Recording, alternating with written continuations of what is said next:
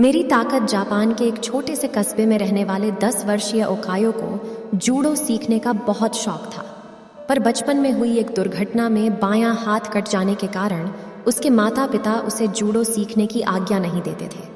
पर अब वो बड़ा हो रहा था और उसकी जिद भी बढ़ती जा रही थी। अंततः माता पिता को झुकना ही पड़ा और वो ओकायो को नज़दीकी शहर के एक मशहूर मार्शल आर्ट्स गुरु के यहाँ दाखिला दिलाने ले गए। गुरु ने जब ओकायो को देखा तो उन्हें अचरज हुआ कि बिना बाएं हाथ का यह लड़का भला जूडो क्यों सीखना चाहता है। उन्होंने पूछा, तुम्हारा तो बायां हाथ ही नहीं है तो भला तुम और लड़कों का मुकाबला कैसे करोगे? ये बताना तो आपका काम है, ओकायो ने कहा। मैं तो बस इतना जानता हूं कि मुझे सभी को हराना है और एक दिन खुद सेंसेई मास्टर बनना है। गुरु उसकी सीखने की दृढ़ इच्छा शक्ति से काफी प्रभावित हुए और बोले, ठीक है, मैं तुम्हें सिखाऊंगा, लेकिन एक शर्त है, तुम मेरे हर एक निर्देश का पालन करोगे और उसमें दृढ़ विश्वास रखोगे।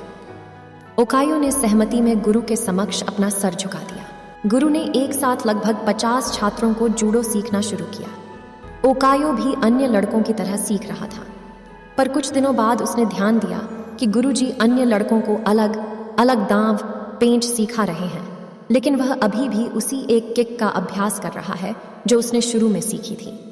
उससे रहा नहीं गया और उसने गुरु से पूछा, गुरुजी, आप अन्य लड़कों को नई नई चीजें सिखा रहे हैं, पर मैं अभी भी बस वही एक किक मारने का अभ्यास कर रहा हूँ।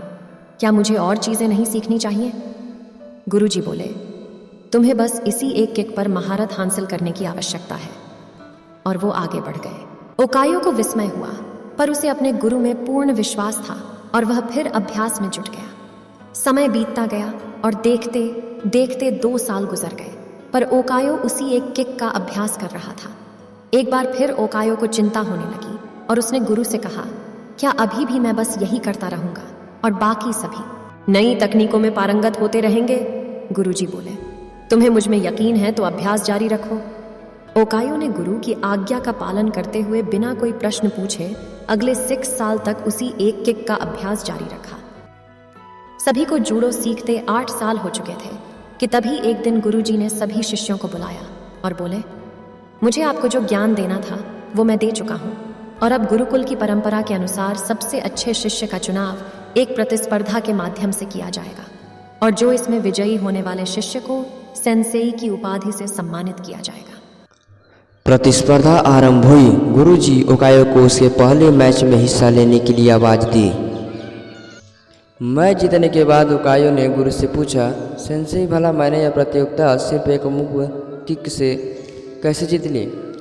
तुम 2 वजहों से जीते, गुरुजी ने कहा। पहला, तुमने जूडो की एक सबसे कठिन किक पर अपनी इतनी मास्टरी कर ली कि शायद ही इस दुनिया में कोई और यह किक इतनी दक्षता से मार पाए, और दूसरा कि इस किक से बचने का एक ही उपाय है और वह है विरोधी के बाएं हाथ को पकड़कर उसे जमीन पर गिराना। ओकायो ने अपने एक हाथ के बल पर पूरा मैच जीत लिया। ओकायो समझ चुका था कि आज उसकी सबसे बड़ी कमजोरी ही उसकी सबसे बड़ी ताकत बन चुकी थी। मित्रों, ह्यूमन बीइंग होने का मतलब ही है इम्परफेक्ट होना। इम्परफेक्शन अपने आप में बुरी नहीं होती, बुरा होता है हमारा उससे डील करने का तरीका।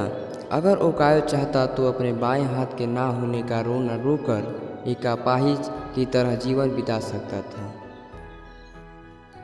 लेकिन उसने इस वजह से कभी खुद को हीन नहीं महसूस होने दिया। उसमें अपने सपने को साकार करने की दृढ़ इच्छा थी और यकीन जानिए, जिसके अंदर यह इच्छा होती है, भगवान उसकी मदद के लिए कोई न कोई गुरु भेज देता है। जय हिंद दोस्तों, आपको मेरी कहानी कैसी लगी आप लोग कृपया कमेंट में ज़रूर बताएं और लाइक सब्सक्राइब करना ना भूलें।